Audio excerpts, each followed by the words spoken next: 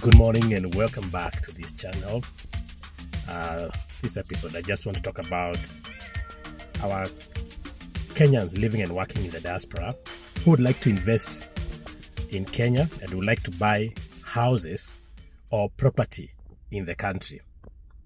You're living and working in the diaspora. You're either in UK, US, Bahrain, Oman, Kuwait, Dubai, wherever, Australia. You are working there and you want to buy a house in Kenya or you want to buy a property in Kenya.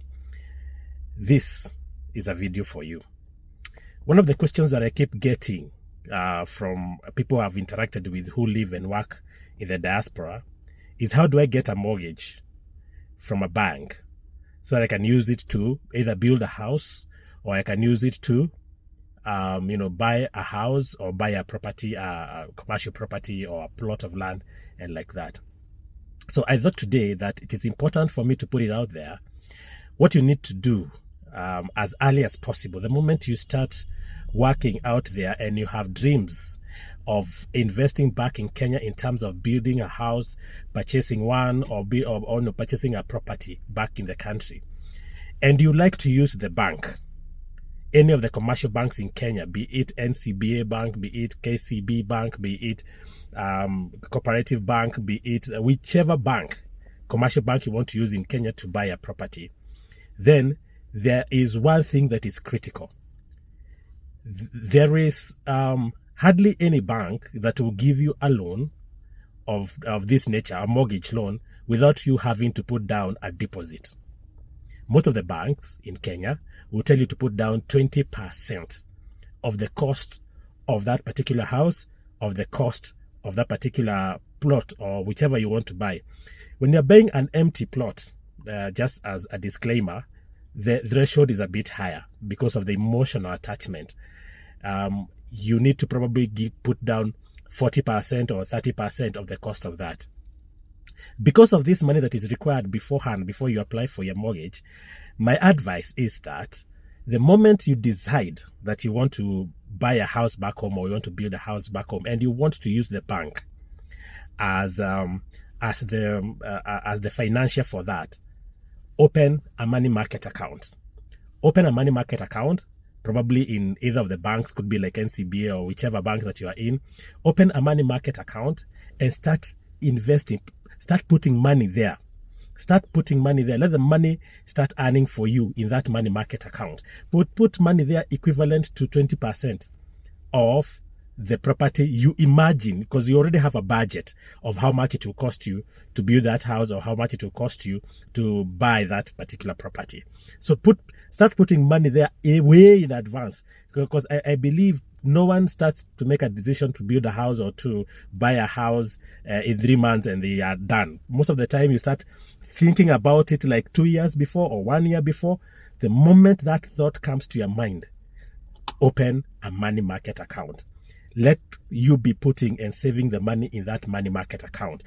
By the time you approach the bank, because you want to buy that, now you have identified the property and you want to buy it. By the time you approach that bank, whichever bank you go, whichever commercial bank, you already have that money in cash somewhere. The other thing that is very important to know is that mortgages have closing costs. And most of the time, we don't talk about them when you're selling, the financing of the same. They have closing costs. So whenever you want to buy a property, if the amount that is being sold at, put aside 10%. 10% of that particular amount, that will go towards the closing cost. That will go towards what we call the stamp duty for the government. It will go towards the lawyers who are going to be working on that project of yours. It will go towards the valuation. It will go towards the mortgage fees in whichever way it is stated by whichever bank. So I would advise then, whichever property you want to buy or whichever house you want to build or whatever you want to do in terms of investing in property back in Kenya and you're in the diaspora, it is important for you to put aside at least 30% of the cost of that particular property.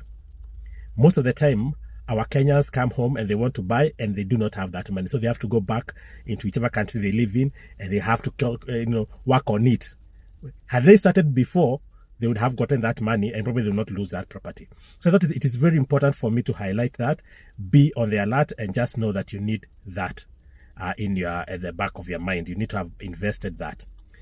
The other thing that I want to conclude with is that there are advantages of using the banks, the commercial banks in Kenya, to buy a property in Kenya. We all know what Kenya is, and you may just face those other people who come to Kariamenya, you know, those guys who want to take from you without giving you value. So it is important then to use a bank, because banks will do their due diligence. And even the providers that are given, will be provided by the bank for you, they have been vetted. So you can be sure that that property is legit. I have seen people do mortgages, and by the time they reach, the time they are almost at the end, almost paying the owner, they discover there is something that is wrong. And most of the time, the valuers or the bank lawyers are the ones who are going to discover it for you. They will discover this land is in riparian, or this land has a dispute. They will discover it for you. So it is I would advise, even if you have money somewhere enough to buy a property, please go through a commercial bank. Let it go through the full course of credit analysis and the full course of conveyancing and valuation and all that. What I end all through that course. It will take you 90 to 120 days for you to finish that project. But by the time they finish that process, not the project, but that process, by the time the bank finishes that process, whatever you are getting is very legit. So to my diaspora colleagues and my diaspora customers, and to my other people who live, Kenyans working in the diaspora, if there is advantage in using the bank as your business partner back home, because they have to protect their reputation, the bank's reputation, you can be sure good work or a good job will be done to make sure that whatever you're getting is legit. This is Diaspora Beat number 2. See you next in my video. If you have any questions, by the way, please feel free to leave it in the comment below. I'll be happy to advise on any of this. Thank you so much. You see, we are growing old. Yeah. Thank you very much. But please consider joining this family, and like and subscribe to this video, or this channel rather, and like this video and share with your friends in the diaspora. Thank you. My name is Gishore Rungu. See you in my next video. Bye.